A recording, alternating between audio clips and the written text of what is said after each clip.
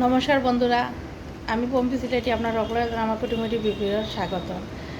তাহলে আজকে না পম্পি সিলেটি আজকে একটু শুদ্ধ বাংলায় কথা বলবে, একটা গল্প আপনাদের সাথে শেয়ার করবে। কেউ খুব সুন্দর একটা ঘটনা কথা বলেছে যে ভগবান উপরওয়ালার সাথে যদি তোমার ভালো সম্পর্ক থাকে তার নিচেওয়ালা তোমার কেউ কিছু করতে পারবে না। তো আজকের আমার এই ঘটনাটা নিয়ে আপনাদের সাথে একটা গল্প শেয়ার করছি। একদিন একটা ভদ্রলোক রাস্তা দিয়ে যাচ্ছিল, অফিস টফিস শেষ করে রাস্তা দিয়ে রাতের বেলা যাচ্ছিল, তখন দেখে একটা ফলের ঠেলা লাগানো। তো ফলের ঠেলা লাগানো দেখে ও ভাবলো, কাছে গেল, কাছে গিয়ে দেখে কেউ নেই, ফলওয়ালা নেই। তো ফলওয়ালা নেই দেখে সে কী করলো, আশেপাশে দেখলো, তারপরে দেখে কাউকে দেখতে পায়নি। না দেখে কি বোর্ডের ফলের ঠেলার মধ্যে একটা বোর্ড লাগানো। সেই বোর্ডের মধ্যে কিছু লেখা ছিল, টোটাল লেখাগুলো পড়লো। লেখা ছিল, আমি আমাকে বারবার বাড়িতে যেতে হয়, আমার মা বৃদ্ধ, আমার মাকে খাবার দিতে হয় টাইমে, মাকে টাইমে ওষুধ দিতে হয়, মাকে বাথরুমে নিয়ে যেতে হয়, ওই জন্য আমাকে বারবার বাড়িতে যেতে হয়।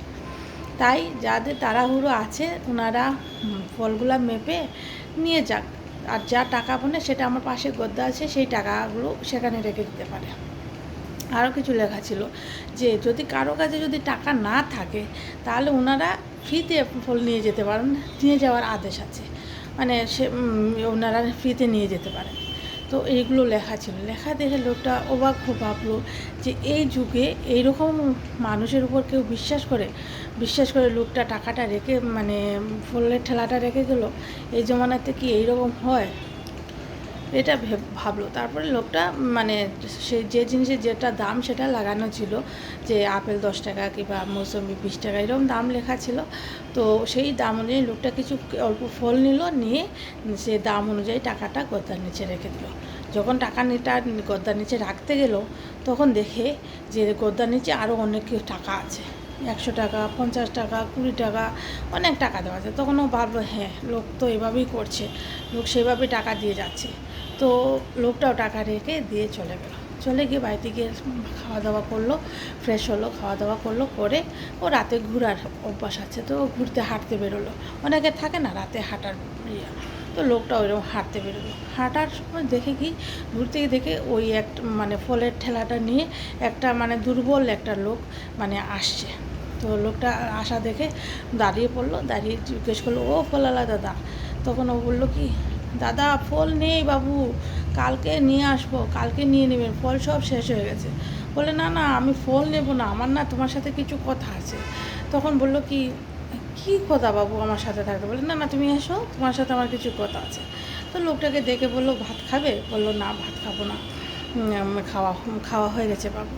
তো বললো, ঠিক আছে, চলো দুজনে মিলে একটু চা খাই।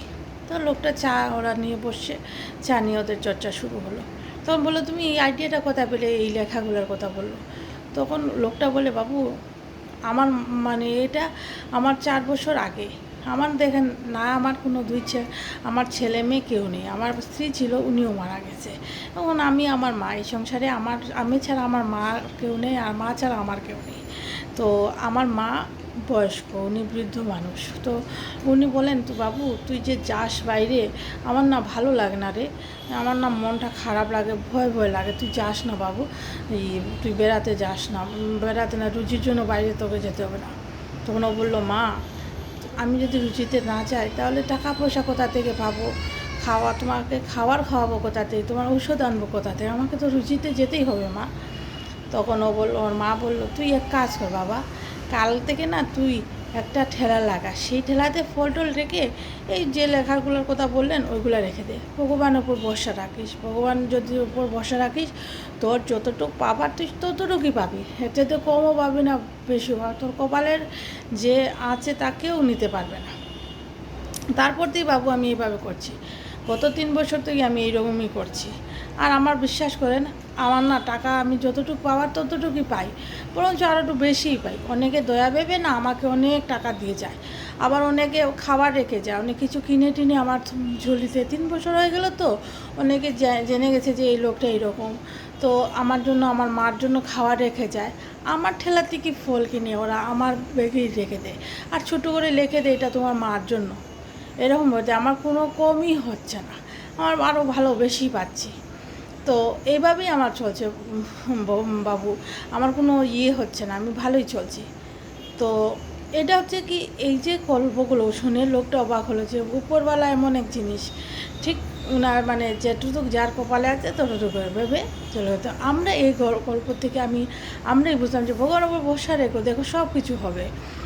ভগবানের উপর ভরসা রেখে কিছু করলে ভগবান তোমাকে কোনো সময় তোমাকে ফেলবে না। যেটুকু তোমার উপর আছে, উপরওয়ালার উপর ভরসা আছে, যতটুকু তোমার আছে ততটুকু তোমার হবে। তোমার কপালের জিনিস কেউ নিতে পারবে না। তোমার 10 টাকা কপালে থাকলে 10 টাকাই হবে। তো আমার এই গল্পটা আমি কারো কাছে শুনেছি, আমার খুব ভালো লেগেছে, তাই আপনাদের সাথে শেয়ার করলাম। তো আমার গল্পটা আপনাদের কেমন লাগলো আমাকে অবশ্যই জানাবেন। ধন্যবাদ।